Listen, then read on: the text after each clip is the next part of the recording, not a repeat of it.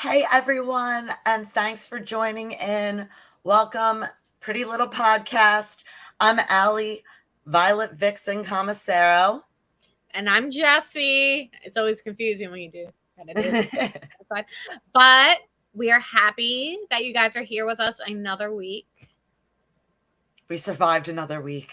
We got by. We're still here. The planet's still here. We're still rolling. And there's so much crazy stuff coming up for July. I mean, like all the 4th of July parties, like there's fireworks everywhere. Kimberly Pace from K&M magazine released another magazine. She's really like killing it, like spitting them out. And yours truly is featured inside. Katrina Ray is on the cover. She is just gorgeous. Ugh.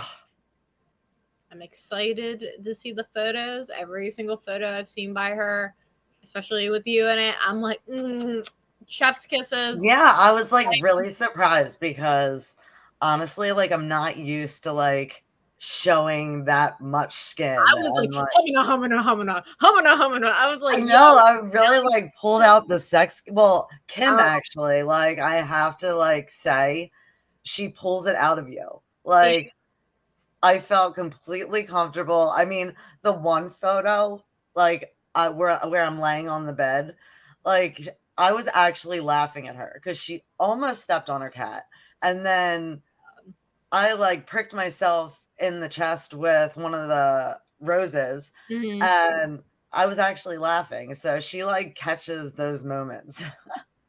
But the one photo was insane. It ended up, I think it's almost at like 22.8 I saw it. It's like it's blowing up. It's like the quality of the photos. You look amazing. I was so funny. Okay, so in between all this, my mom like convinced me to set up at one of the flea markets. So I'm like, okay, like we're gonna do this. Wake up real early. Like I got this. So we're up there, and it was a pretty like hot day. So my friend that was up there with me, he gets a message from one of his friends in Florida saying, I found the perfect redhead for you. It was a photo of me. That's wild. Which he found on Reddit under redheads in lingerie. Do you ever? My hair's purple. Does it ever amaze you, like where your photos end up? Because I have like scanned, like you can like reverse image search your photos. I found myself on like foreign vampire worship websites from my photos, and I'm like,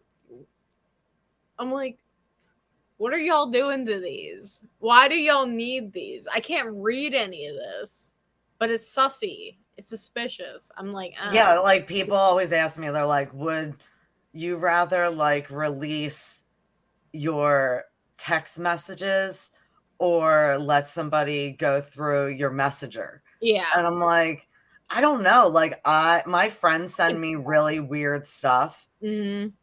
So I don't really know what the answer is. I think either way, like people would be like, oh wow. Like her and her friends are like really strange. And we're always like pulling pranks on each other to like make each other feel uncomfortable in situations. So I mean, like my Facebook messengers would be better, like less weird to be exposed, because my friends leave each other voice notes. And voice notes are always weirder. There's like a new thing though. Like I've noticed a lot of like the new generation. They send a lot of them, or like even with Snapchat and all them, like there's all those little like voice things. I haven't even figured it out with TikTok. I'll send like really bizarre. I have a microphone, and here, let me grab it. But I do like send like, I'm giving like all the weirdest angles today. are you? Okay, this is me. POV, you're me, and I'm sending you voice notes at 3 in the morning to wake up to.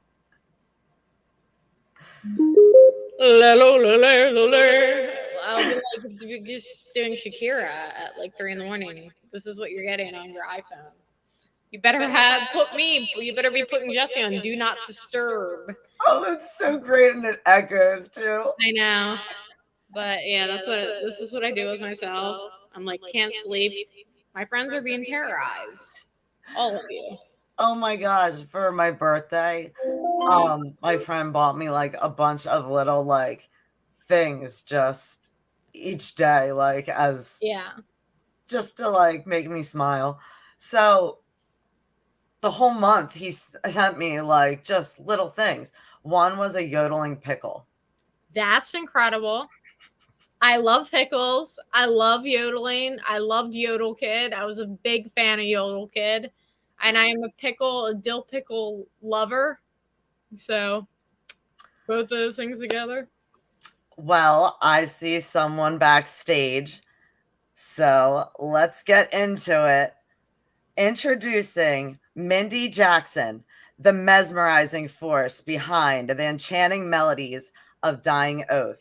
With a voice that echoes through the depths of your soul, Mindy stands as a captivating figure in the realm of music. Her ability to intertwine vulnerability and strength within her compositions, combined with a fusion of genres ranging from haunted, beautiful ballads to electrifying rock anthems.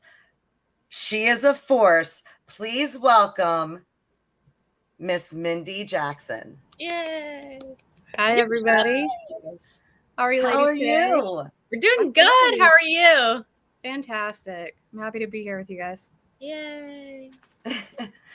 So we were talking about like all the stuff coming up in July. Do you have any fun things for July? Let's jump right in there.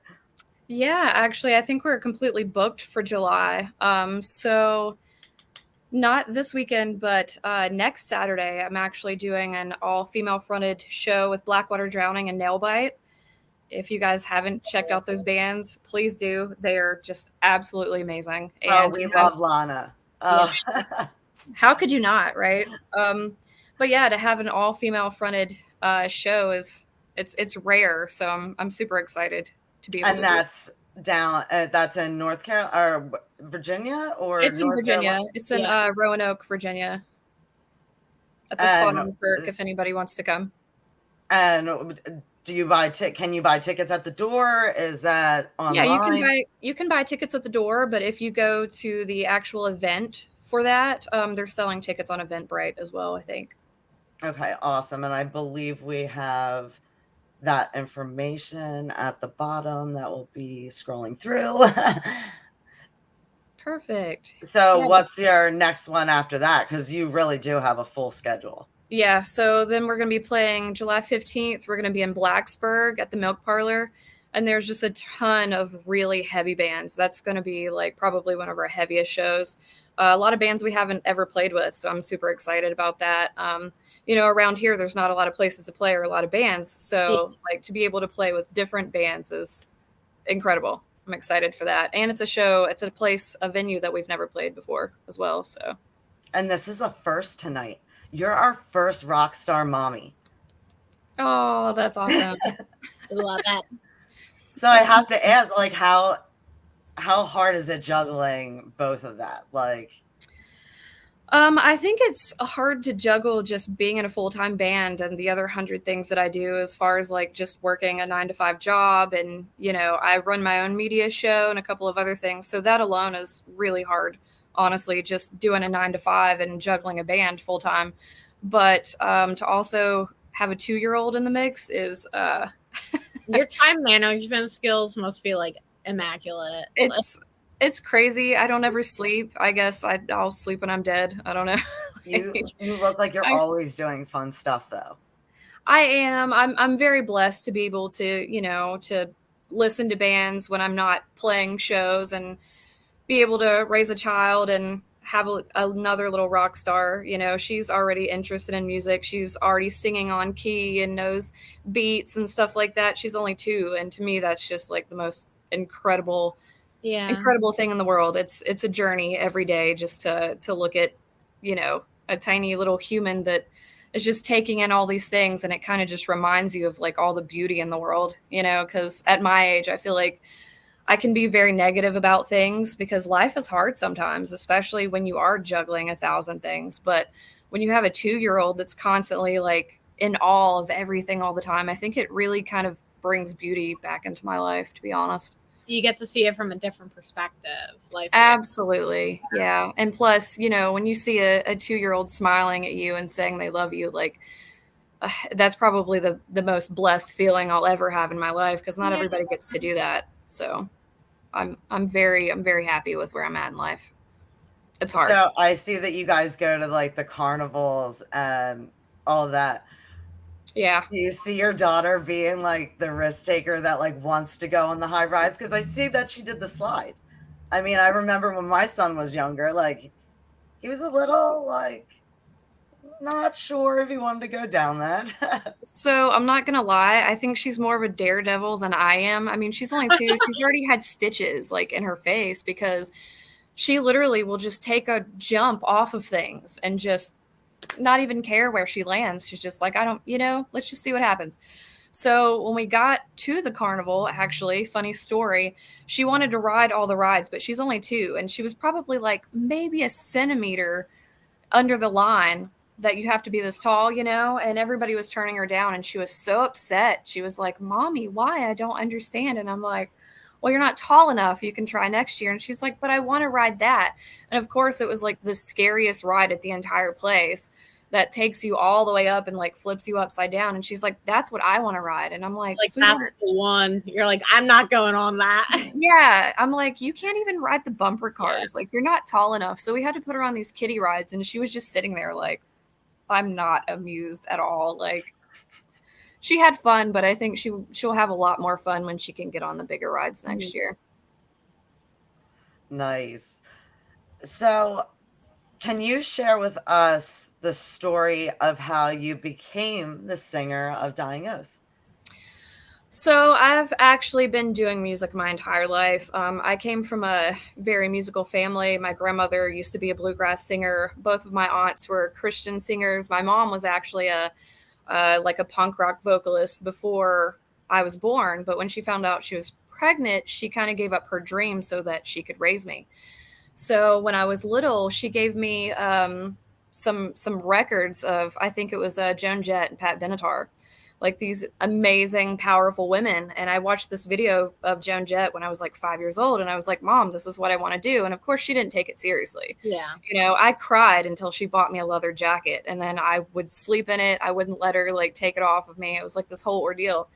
And then when I was 14 years old, I begged her, you know, she's like, what kind of sports do you want to do? And at the time I was doing basketball and stuff like that. Mm-hmm. But I told her, you know, I want to do voice lessons. I want to do choir. I want to do all these things. And she supported me. Like, she took her last bit of money and was like, okay, you know, I had the same dream. I understand. I'll support you. So I kind of wanted to fulfill that dream for her so that she could live vicariously through me. So since I was 14, I started my own band. And about 6 years ago, I was in a band that I put together, and I first started learning how to scream. Mm-hmm. And then Dying Oath, of course, was holding auditions at one point, and I walked into their room, and I'm like, this is the most incredible music I've ever been able to listen to. Like, I have to get into this band. And I even made a joke to them. I'm like, if you don't choose me, I'm just going to keep coming back until you do. Like, I'm just going to keep coming back until you do. And it was down to me and a couple of guys. And thankfully they chose me the first run, so I didn't have to keep coming back. But yeah, the rest is history. We've been together since 2018. And, you know, even though I've been doing this since I was 14, I can definitely say that this last couple of years has just been the ride of my life. We didn't know that it was going to blow up like this. We just wanted to, you know, play some music together and drink some beer. You know, those guys are my best friends, as cliche as that sounds, but we just wanted to hang out and make some music that we loved. And we played our first show, and honestly, it's been a roller coaster ever since. People enjoyed it, thankfully, and now we get to play huge festivals and hang out with even more of our friends and play music that we love. So it's I'm just, so it's been glad you brought incredible. up festivals. Did you guys submit to DW Presents? Yeah. So I don't know. I'm sure you probably know this because you are a woman who does lots of research, I see.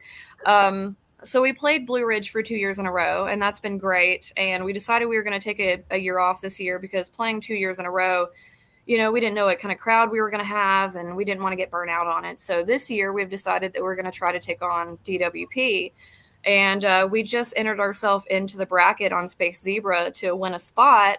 And they gave us a big thumbs up. So I think this coming week, people will get to go and vote. It's going to be us against another band, unfortunately. I hate that it has to be against another band because I love all the bands on there. Mm-hmm. But I hope that we do win so that we can get out there and get to another festival just to see what it's like. I actually go to Louder Than Life every year anyway because I love it. I think it's a great festival.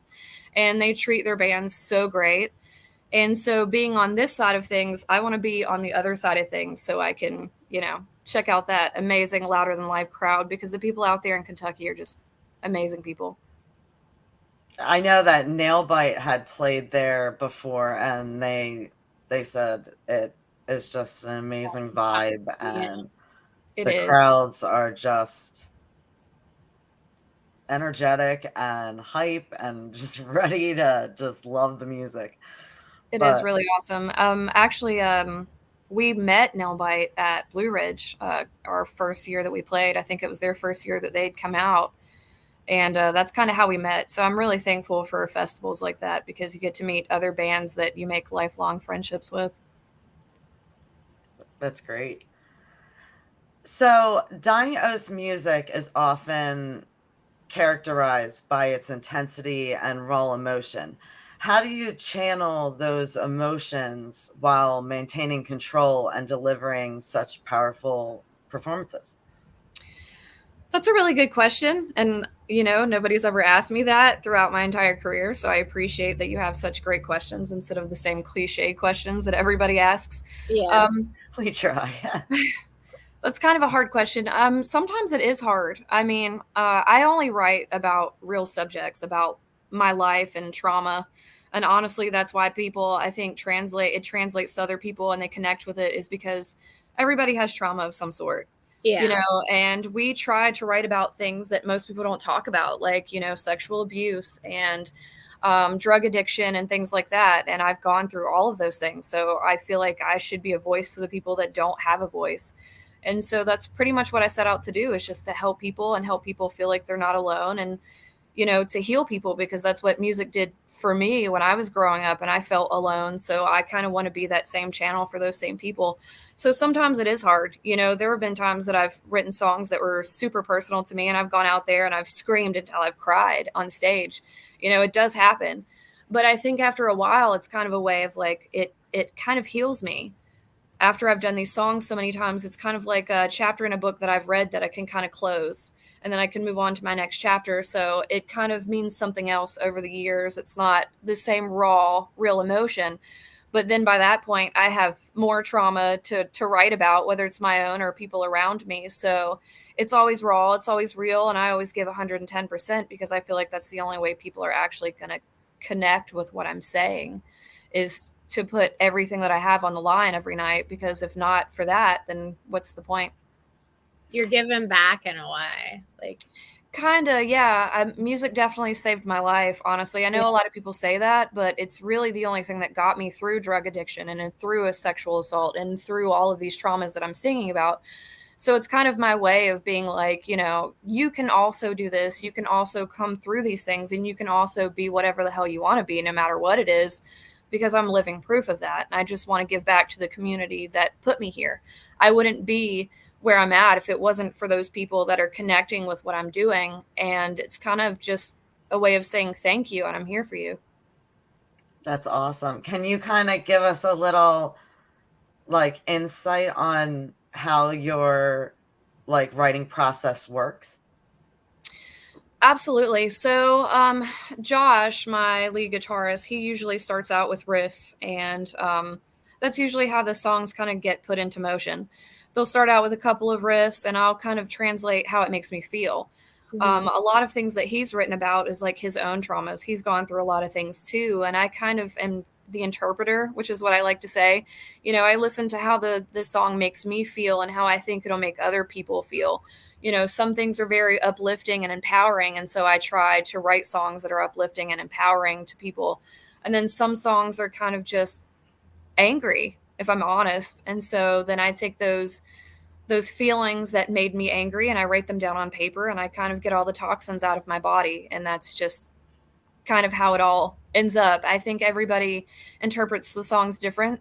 And so after we put the guitars together, we all put our input on what we think should change, or, how the flow is, or whatever the case may be.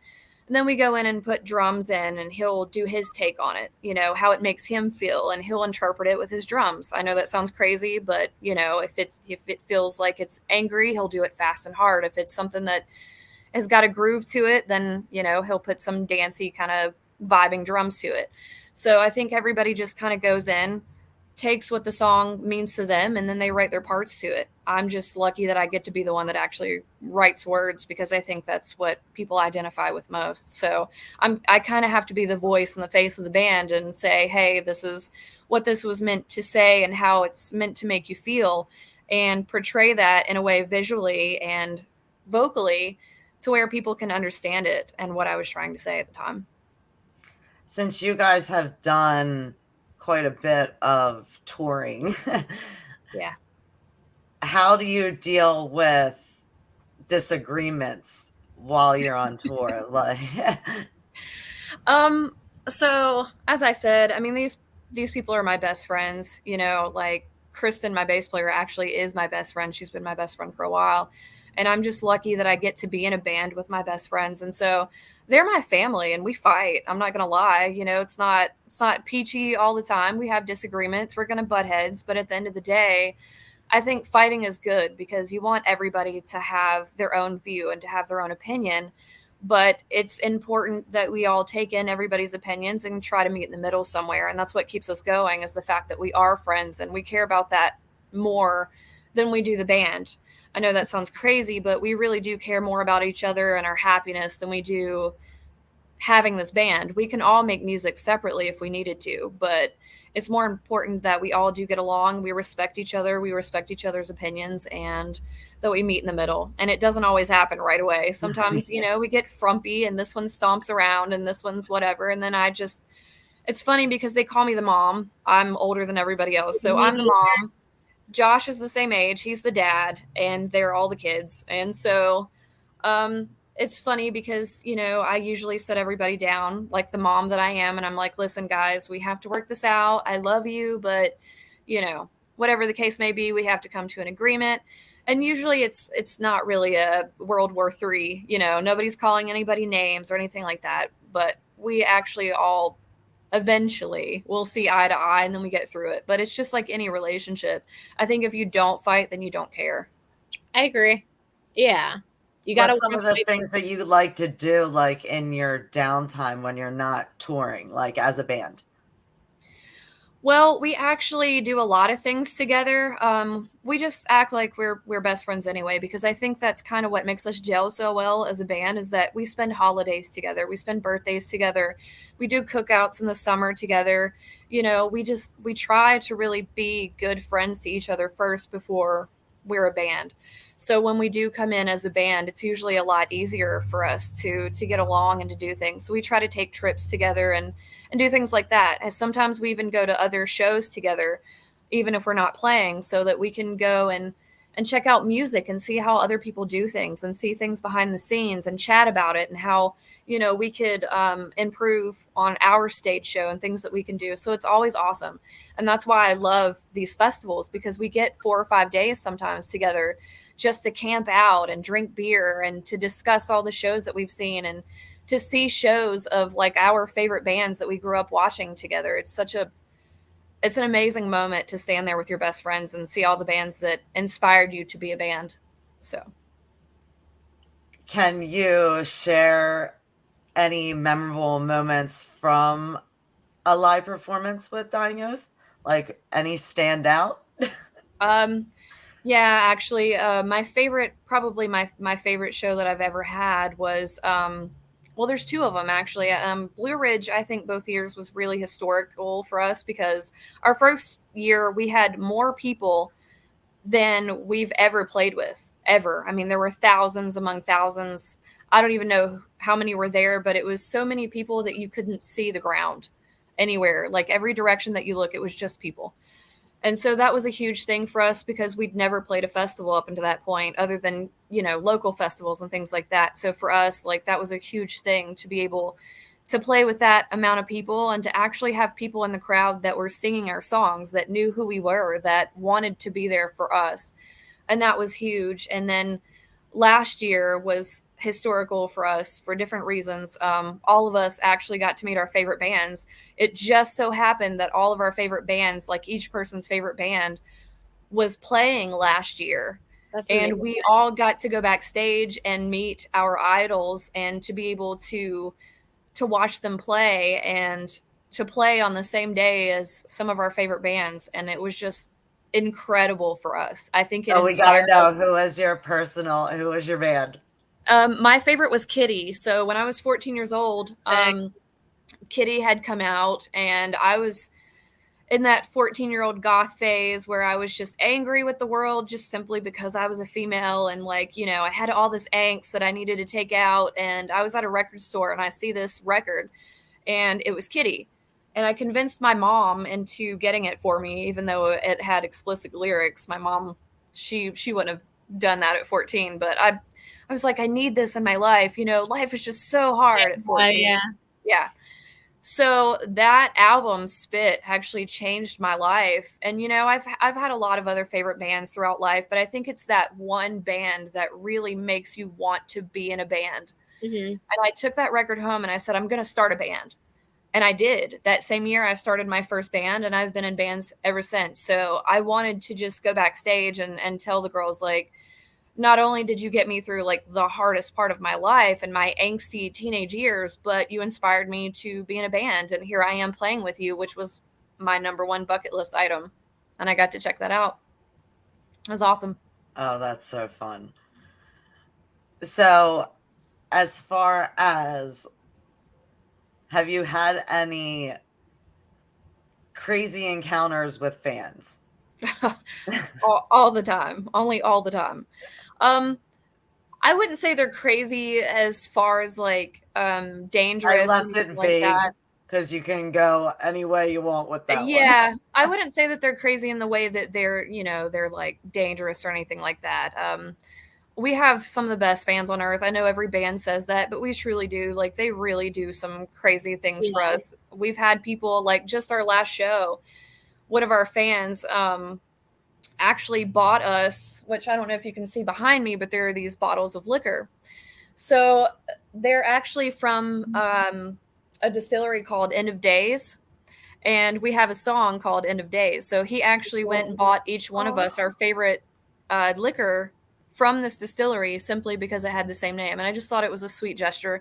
But we have people do crazy things for us like that all the time, just stuff that you wouldn't even fathom that people would do for just, I consider us local. I guess we're not local anymore, but to me, I feel like I'm always going to be that local band no matter how big we get. But to me, I just can't believe that people enjoy us that much that they'll go out of their way to spend hundreds, sometimes thousands of dollars on gifts for us. Or, we have a fan that's literally bought every single thing that we've ever put out for merch. Like, he literally has everything we've put out since day one. And it's just small things like that. To me, that's insane in a good way. And I enjoy the fact that people care about us that much because we care about them the same. Like, after your shows that you post all your fan pics. I really try, because I feel like, especially with the kids, like, some of these people are going to be our future. And I really just want to inspire them to be good people. So I tried to be as good to my fans as possible, because I feel like if it wasn't for every single one of those people, we wouldn't have people buying tickets for shows. We wouldn't have gas money to get to these shows. We wouldn't have our music on the radio. We wouldn't have all these things. Like, we literally are nothing without our fans and without media outlets like you guys that actually give us a voice and let people know who we actually are. So I appreciate you as much as I appreciate them, but I appreciate our fans because they're the ones that are coming out to every show. And some of these fans actually do come out to every show, whether it's 6 hours away or 1 hour away. Some of our fans from our last show drove for like 6 hours to see the same set that they just saw a month ago. And to me, that's just absolutely incredible because times are hard now, and I don't expect people to come to every show, but I don't expect people to buy our merch, because it's really hard just to have gas money these days. So the fact that people are spending their hard-earned money just to come watch our set is just mind-blowing to me, and I'll never forget it. So you said that a lot of the younger crowd. What's some advice that you would give some of these younger bands that are just starting? Oh gosh. Believe in yourself, because I think in this business, a lot of times people won't believe in you until you prove it. But if you're constantly proving it to yourself and making progress, I think that's the most important thing. Definitely practice. I feel like I've been doing this since I was 14 and I'll be 37 in a few months. And honestly, like, I feel like I still can't get enough practice. You're never going to be your best. You're always going to be improving. So I think those are probably the most important things, and just to never give up on your dreams, because I'm living proof. Like I said, I've gone through drug addiction. I've gone through so many things that people never thought that I was going to make it through, and I'm actually still here. And I think that you can still be positive through all of your trauma and help other people. And so I just want to inspire people to be good people and to help each other out, because I think there's so much negativity in the world and we really don't need to add to it. I just want people to love each other and to get along, and I don't think that's really too much to ask. So if we all just believed in each other and helped each other out, I think we could all achieve our goals if we tried. I definitely agree. I see so many like bands on the regular, and it turns me off when a band doesn't want their following to stay for another band, like when they're playing somewhere, when they try to like take their base with them. Like, you should always support the other people that are playing with you.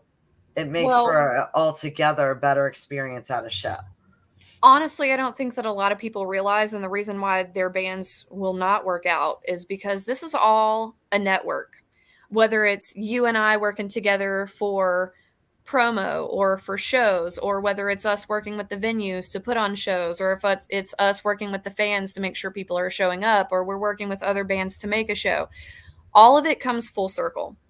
All of us are in the same scene.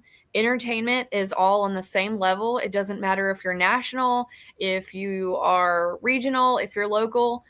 All of those national bands were local at one time. And the way that they got there was working together with people to make sure that the shows went well. And that includes showing up early to make sure that you're getting everything set up correctly, and staying late for the bands. Because if we left every time that, it wasn't us playing, or we didn't go to shows that we weren't playing at, I don't think that we would have the following that we have. The reason why people, I guess, identify with us and want to play shows with us, and the reason why we keep getting so many show offers, is because people actually will see your actions more than they see your words. I can sit down here and say how the music scene, needs to work together and whatever, but if I'm not coming to your shows, or if I'm not staying over to watch you play, or if I'm not helping you promo for your shows, or whatever the case may be, why would you do it for mine? Yes. Yeah, people are going to get a bad taste in their mouth, and they're going to see who you really are. And that's why I think it's important, especially for our band. We want to be as transparent as possible about everything, because we're real people, and we want people to see that we're real people. We're hardworking people, and the one thing that we work the hardest for is this music scene, because if we don't have a music scene, none of us can play shows. None of us can make music videos. Everybody is a spoke in the wheel, and we're all important. And I want to make sure that everybody feels important. And that's why I continue to tell you during this interview how important you are for putting on this interview, because without you, we're just a band on the screen. Nobody knows who we are. Nobody cares. It's when you show who you actually are and what you're about and what you want to do for other people that people actually want to care about you and what you're about. And it all works full circle. So definitely. I absolutely, like, I just love the whole vibe. Like, I usually catch up on your Facebook page.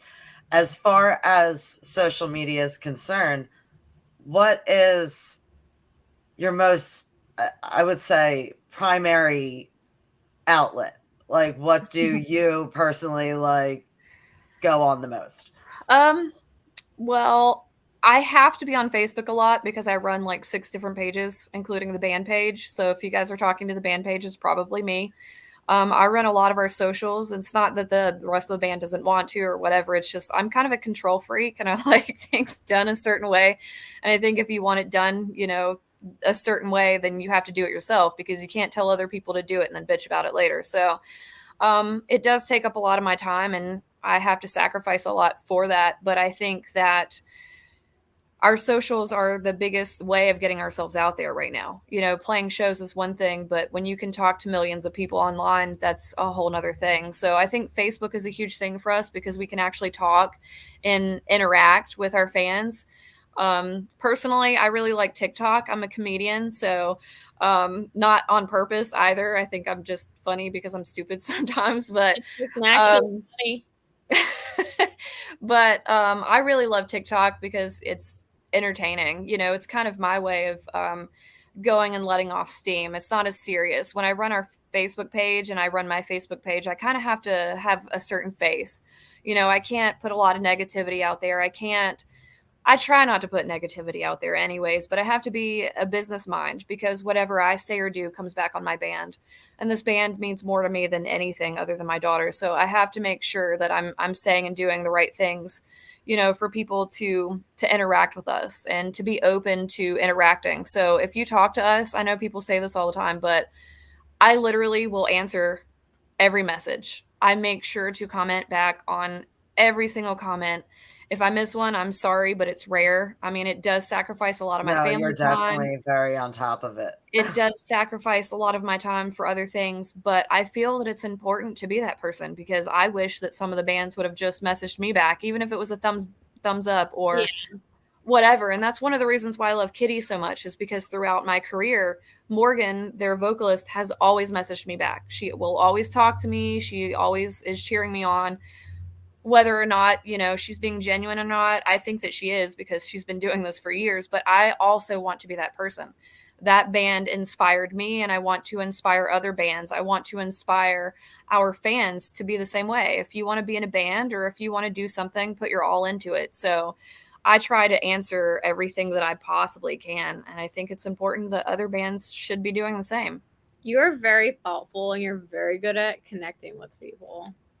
I think I really do try. A lot of people think that since you're a vocalist in a band that you're not genuine, but I try to be as genuine as possible so that, over time and years of people following me, they see that it isn't an act. Like this is 100% who I am. What you see is what you get.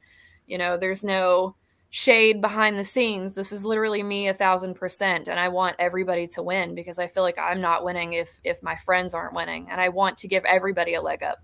I don't care if you are another band and you make it past where I'm at. That's awesome. I hope that you do. I really do. Like I want everybody to get what they deserve, whether it be bad or good. I know that sounds crazy, but everybody gets what they deserve. So I think that makes sense, Speaking of which, can we talk about we had FDS. Chris had his sister's graduation. But can we talk a little bit about the cover that you did with Chris Kennedy? Yeah, so Chris and I and actually our other friend that played bass for the track, we all kind of the first time we met, we talked about how one of our favorite bands was Kitty. And so when I had this idea to do this cover, I wanted to do this cover for Morgan. I didn't even know if I was going to release it. I did it for Morgan to kind of give back as a thank you to, for for acknowledging me, for talking to me, for cheering me on. So I was like, you know what? I'm going to do my favorite kitty song and I'm going to give it to Morgan as a present. So I'm like, well, who can I do this with? And I knew that Chris had put out some kitty playthroughs because he was such a fan of the band as well. So I called him up. I'm like, hey, do you want to do this cover? He's like, absolutely. I would love to. I called my other friend, Drew, and I'm like, you've got a kitty tattoo on your leg. You must love Kitty. He's like, yeah, it's like my favorite band. I'm like, okay, do you want to do this cover? He's like, yeah. And then I messaged my friend and said, hey, you want to do some drums? Like, my friend Miles is from the band Saw. Drew is from Redefined. And of course, Chris is from FDS. So I wanted to kind of give everybody some promotion for their bands, but also give Kitty some promotion. And after I gave it to Morgan, she was like, this is amazing. Like, you have to put this out. And I'm like, are you sure? Like, can you like give me permission? Because like with covers, you have to either have permission or, you know, give them all the credit, give them royalties, whatever. And she's like, yeah, I don't even want the royalties. I just want you to put this out because I think people will really enjoy it. And we haven't put out a new song in years. And I think people will like it. So we put it out and people absolutely loved it. And it was just this incredible feeling to share with other Kitty fans, you know, that like the same band. So it was just a fun little thing to do. Oh, that's amazing. It's cool as hell. Thank you. Jesse, did you have some questions that you wanted to ask? Mostly I just wanted to say that like I really appreciate what you're doing in general. Thank you. Giving back and like just like I'm just like absolutely blown away by like how genuine you are as a person. I did not like expect like I don't know that heart, especially with like I don't know. It's just like like a lot of people say that because like, you know, on stage, once I get my contacts in and I put on my show get up, and then I get on the stage, it's like all of this adrenaline and rage that runs through my body and everybody's so intimidated.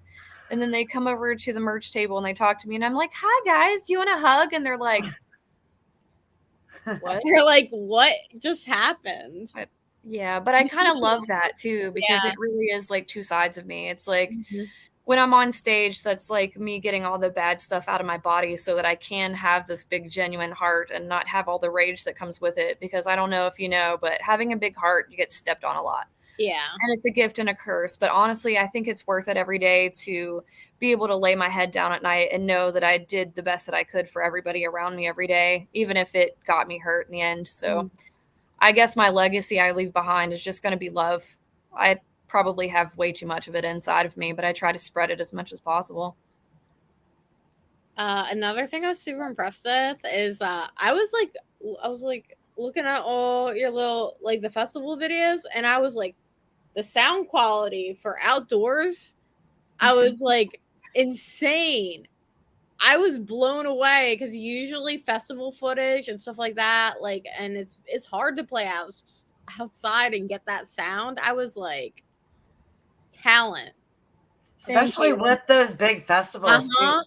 Do people recognize you everywhere? Yeah, especially if I have my contacts in. Like, it's funny because some people will like pass by me if I don't have my contacts and like my getup in. But the second that I have my contacts in, those same people will come over and be like, "Oh my God, it's you!" And I'm like, "You've passed me like 10 times." But it's just kind of like my signature thing that I've always done my entire career, just to stand out. Because when you're per se, if you're on a stage in front of 20,000 people, what do you think they're going to notice about you? It's either going to be like your bright hair, it's going to be your clothing, it's going to be something. So I always wear the white contacts because you can see me from a mile away. So when people see me out, I make sure I have my contacts in and then they'll always recognize who I am. It's just, people think it's for the shock factor, but it's really just so you know who I am in a crowd. Even our producer of the show asked, he's like, how does she do that with her eyes? I usually, I think I'm up to like 10 different colors now. Like for different festivals and things like that, I wear different colors. So like for St. Patrick's Day, for instance, I'll do like green. If it's an outdoor like spring show, I'll wear like the bright blue, like ice blue. If it's a festival, I usually do the white eye contact so that people can see me from a faraway distance. But there's a method to my madness, I swear. What does your daughter think when you have the contacts in?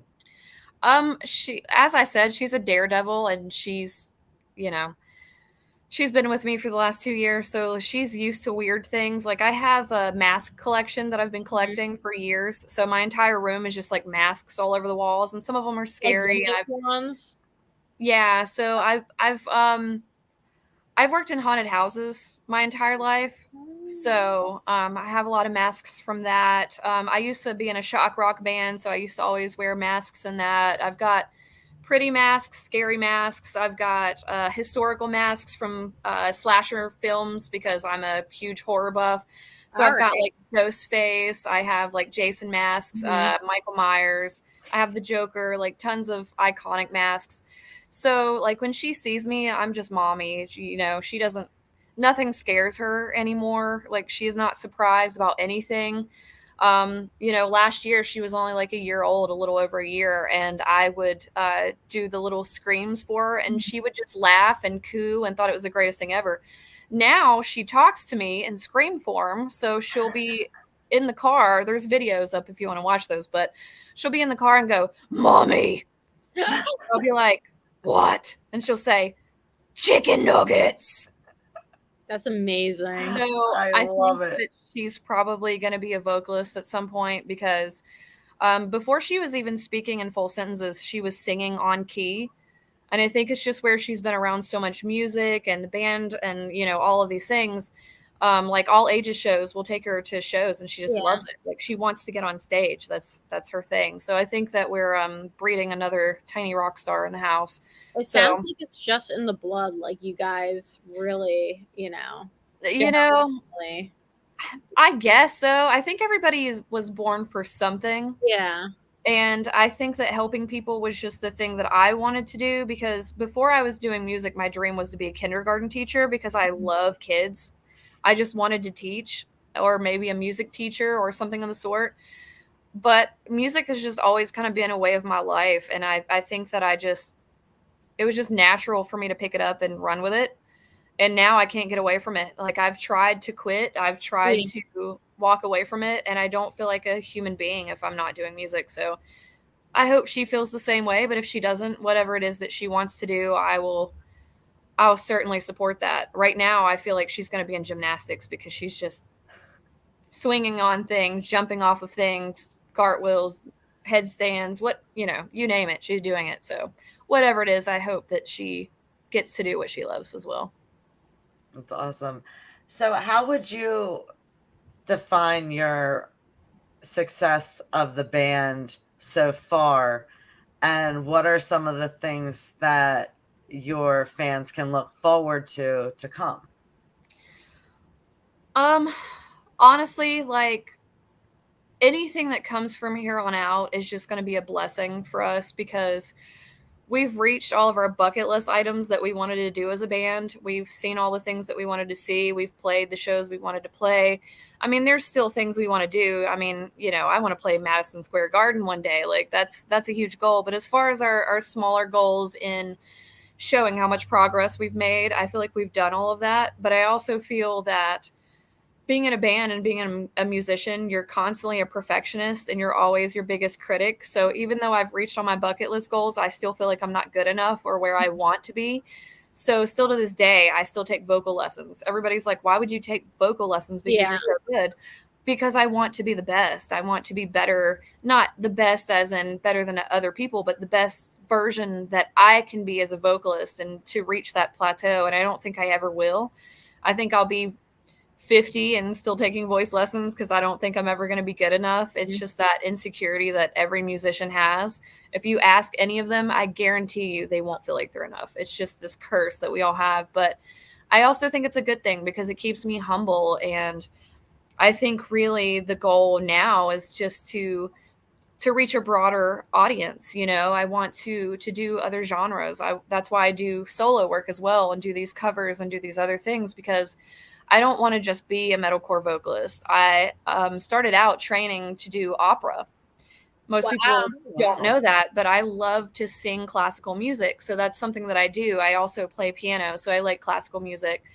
And so, I just kind of want to experiment with everything. I want to put out a rap song. I grew up on country music. I grew up on a farm, believe it or not. I still have horses. Like, I live out in the middle of nowhere.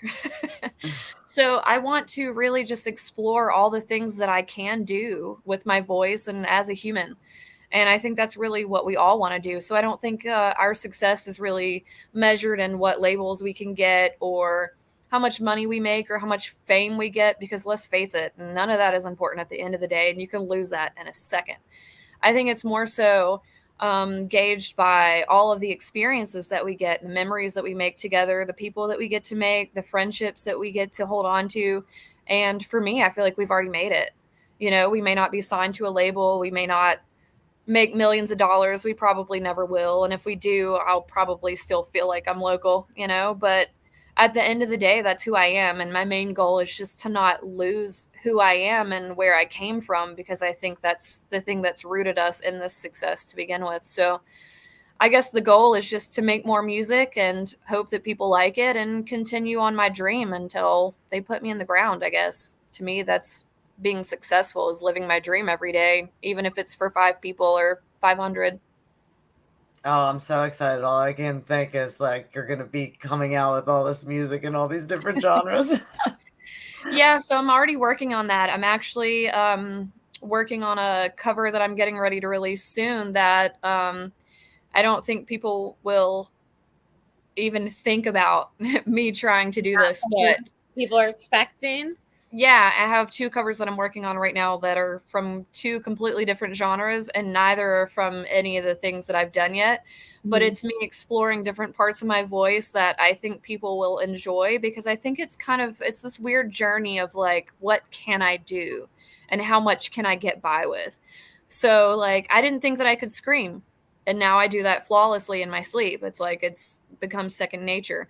So if I can do country, if I can do pop, if I can do rap, if I can do all these things, I can take all these things that I'm learning and all these different facets of my voice and bring it back to Dying Oath and be able to do all kinds of things that maybe I wouldn't do if I was only exploring metalcore. Because let's face it, with one genre, with metalcore, even though that's a wide range of sound for metalcore, there's still only so much you can do.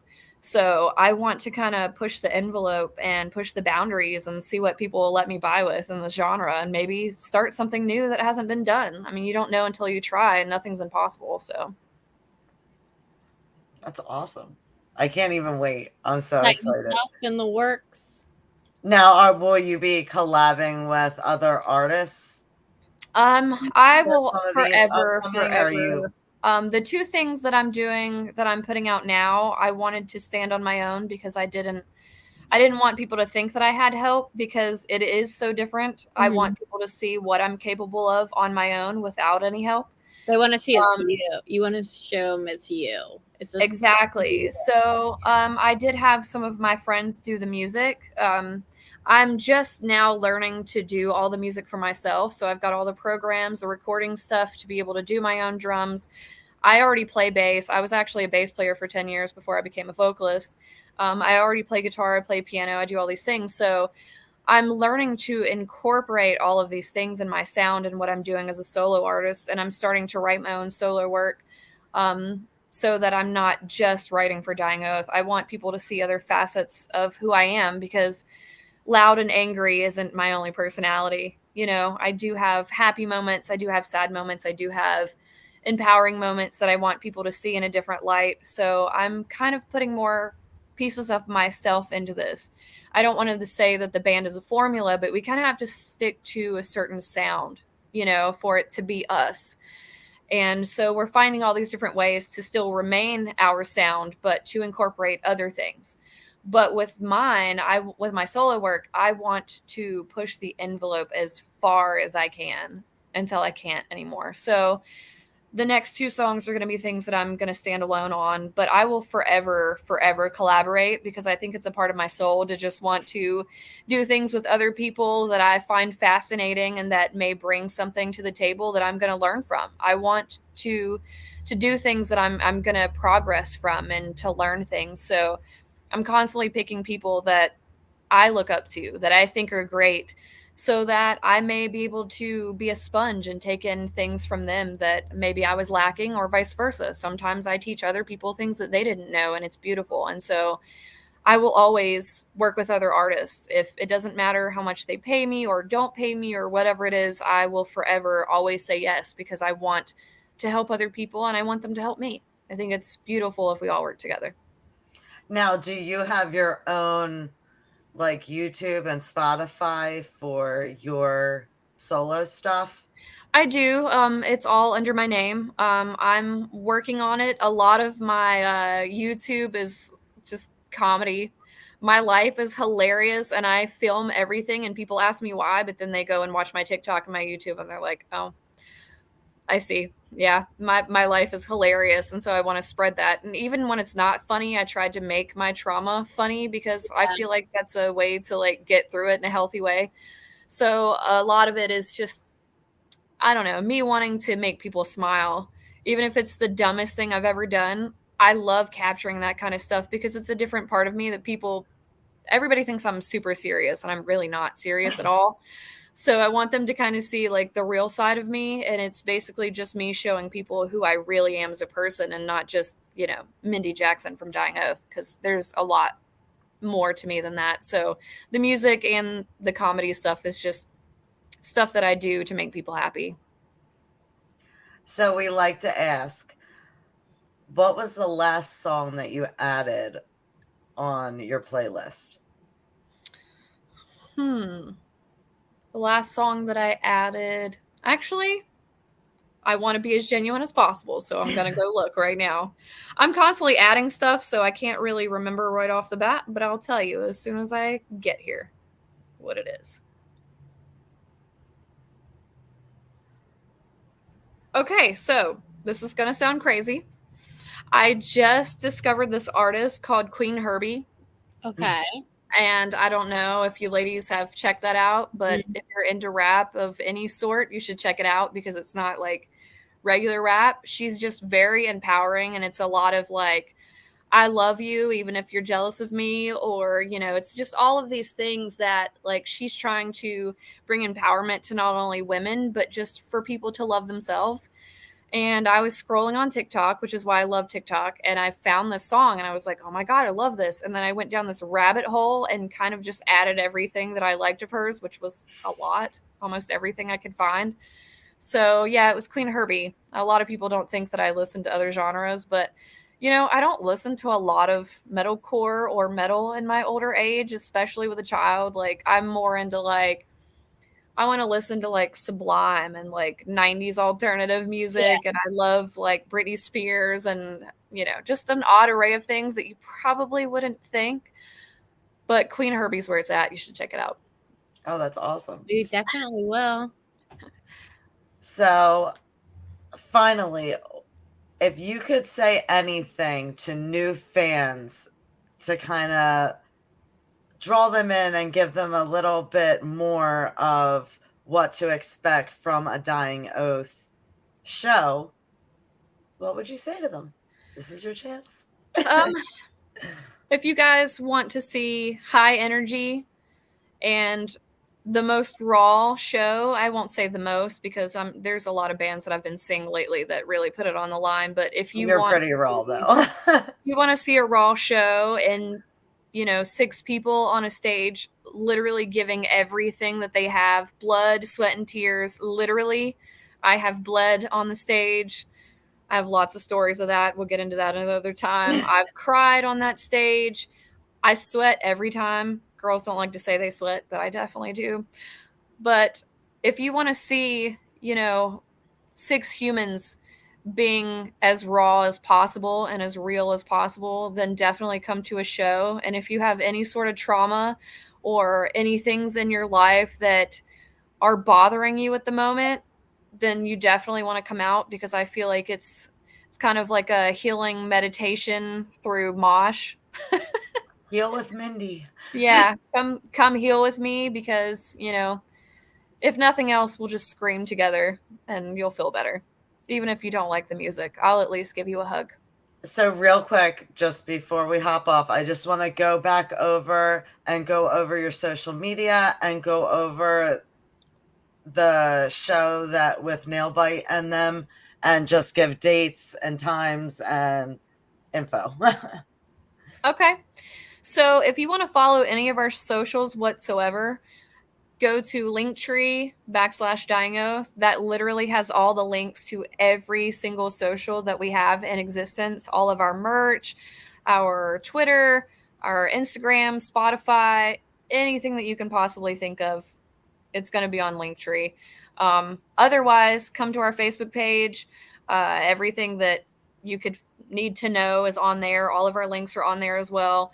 We also have a Dying Oath family page, which is kind of like our fan page, but that's where you get to see all the behind the scenes stuff, all the stuff that you won't see on our business page, and really get to know us. And we will actually talk to you on there and interact with you, answer questions, let you know when show dates are, all of those things. We run that page ourselves, and we always will, no matter what. Yeah, that's pretty much it. All of our And dates are on the show is in, you said Virginia. Do you know what area that is? It's in Roanoke, Virginia, at the spot on Kirk, July 8th, I think it is. It's next Saturday. Yep. We're going to be with Blackwater Drowning and Nailbite. It's all female fronted. It's a tattoo shop as well, so every time we play there, I get a tattoo before we play. So if you want to come see me cry real tears, come watch me get a tattoo. Do you have any ideas of what you're going to get this time?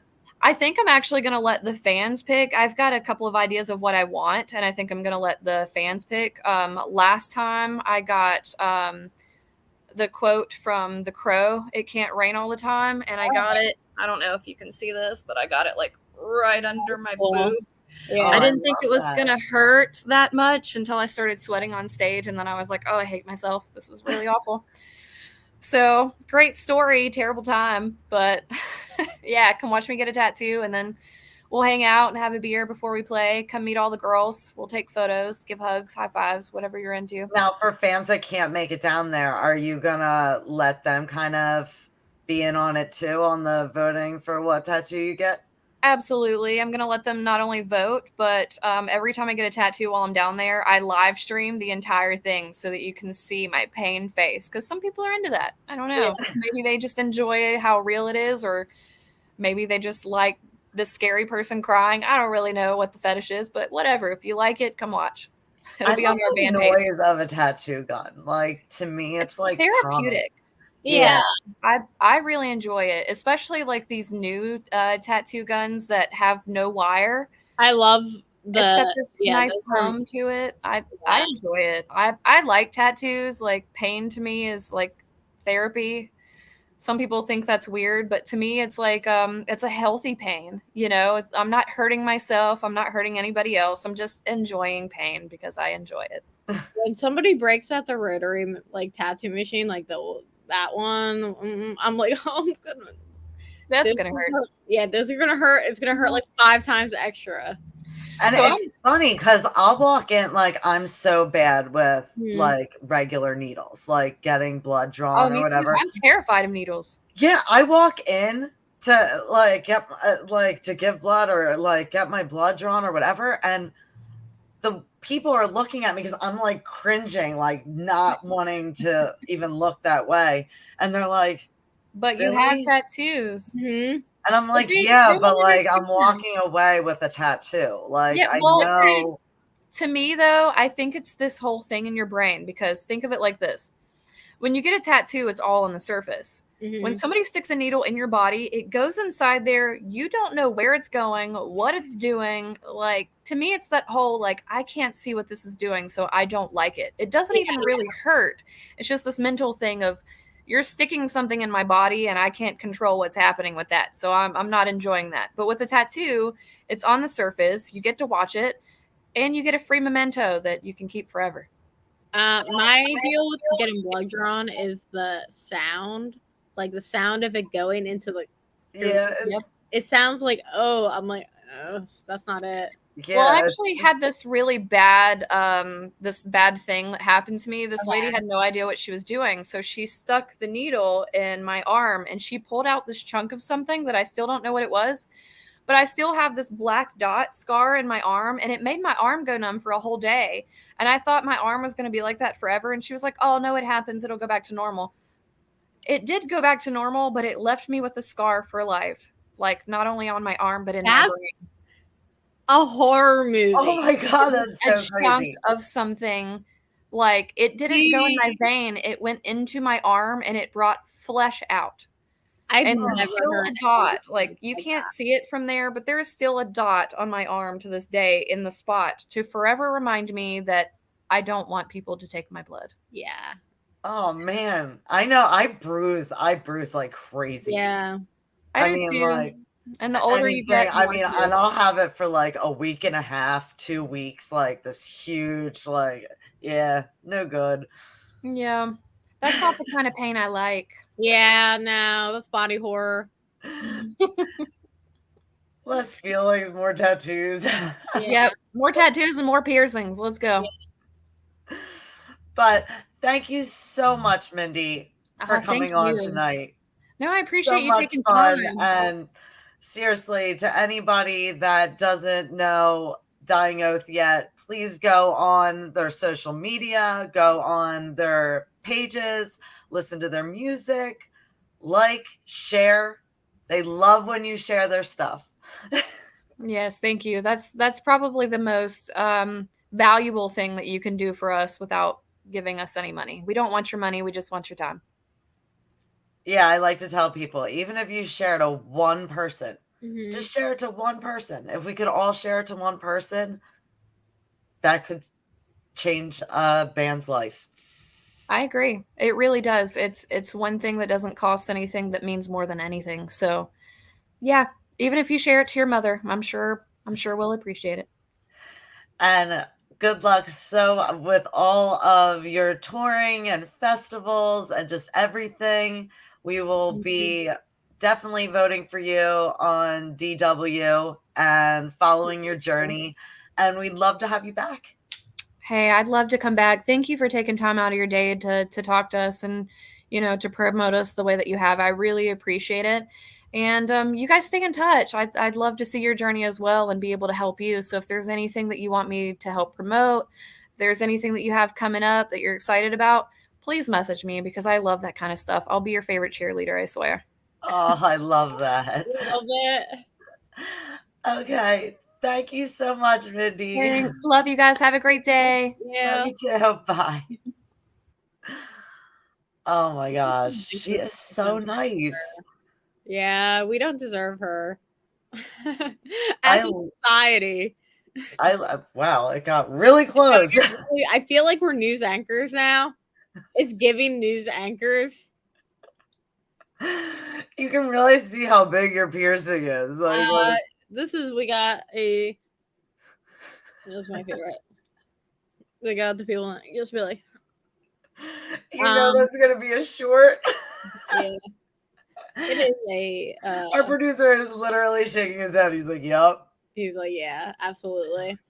It is a. I think it's a 4 gauge now. It's a 4 gauge, and it hurt like hell. Is it heavy? Oh, it's heavy. It's heavy. It's heavy. What do you do when you have allergies? Like my allergies are like my allergies are usually like I'm a leaky peepers girl, so I get tears and blah blah blah, and I'm like an eyelash, like the eyelashes got to come off. Is when I get a cold, and I usually stick. I go full mouth breather mode, and I stick the toy. I take the little tissue paper and I make like the little and I plug them up, twist it. Yeah, but when I'm really like draining, like those tissues do nothing. The other thing you can do is this is nasty girl. You do want snot rockets? Yeah, in the shower. Those it hasn't inhibited my life as much people would expect. The only real issues I've ever had with it is I went to somebody's house. It was not a friend of mine, it was a friend of somebody else. And I did not know their dog, and their dog tried to grab up and snatch it, and I was like, oh, I would have lost my nose. So now if I don't know people's like people have some big ass dogs, I will like, and I do not know them, I'll be like, I'll walk in the house like they good. Like they good, like, and I don't mean to like insult people. I am loving those nails. Thank you. I'm calling them my typo. They're my typo nails. I should have gotten little negatives, like a little negative on like the ring finger or something like that. They also are black light, like so. If you got a black light, they look cool. They're incredible. Yeah, they're good. Shout out to City Nails. We love you, City Nails. They're great. They kill it every time. Y'all are the best. I just took all mine off. Yeah. I have no polish on. But they're really, like, nicely manicured at this point. Yes, they are. And these are, like, my natural, so. Yeah, they're beautiful. You got a beautiful woman with beautiful hands. I keep trying to, like, grow them out enough that I can, like, make them pointed, like, naturally.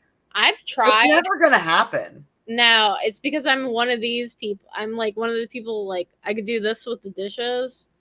You know? I'm like, oh, a little bit of crud can just come off. Also with my extensions. Like, I always end up breaking, like, a piece off when I'm, like, doing them up.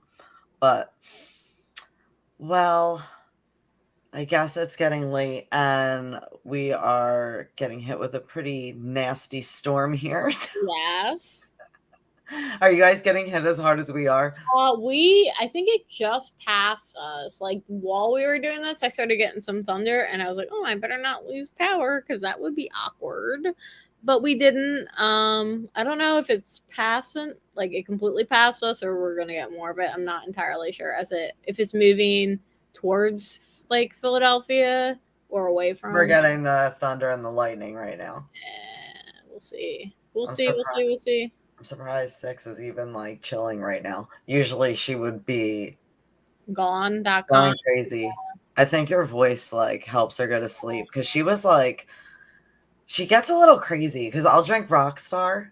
Yeah. As like right before the show and like while I'm sitting here, and she is like obsessed with Rockstar. I can't even put it down on anything that she can get to because she'll go run right over and start licking the can. I'm like, that dog is wild. She is a different breed of Chihuahua. Yes, and then she starts running like figure eights and trying to herd me like into a certain area. Yeah, that's wild. Very like, yes, that dog is so cute. She's our mascot. She knows it though. Like she knows she's cute. She does. But that's the good baby. But okay, so I guess we will call it good night. Thanks for joining us again another week. Thanks to everybody that tuned in.